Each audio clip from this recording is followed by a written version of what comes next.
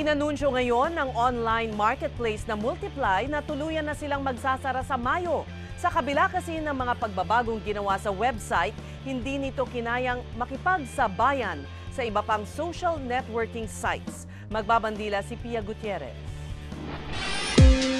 Bago pa man nauso ang Twitter at Facebook, naging tambayan ng netizens ang Multiply. Si Christopher, nagkaroon ng mga kaibigan na hilig mag-vlog at mag-upload ng pictures dahil sa Multiply.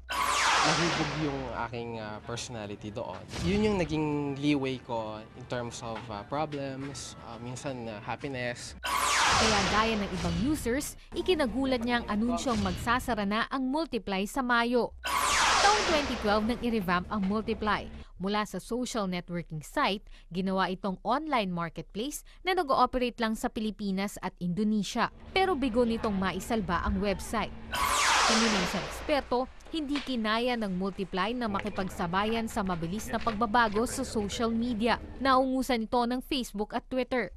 Dapat na tingnan yung nangyari sa Multiply bilang isang mahalagang aral na kailangan mong patuloy na mag-innovate at i-reinvent yung sarili para mapaganda yung serbisyo dun sa publiko.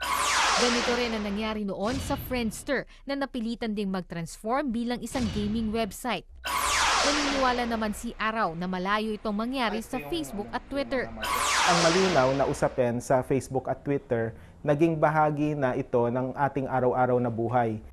Sinisiguro naman ng Multiply sa kanilang subscribers na aayusin nila ang pagsasara para walang transaksyong maapektuhan. May refund din ang kanilang premium users. Para sa Bandila, Pia Gutierrez.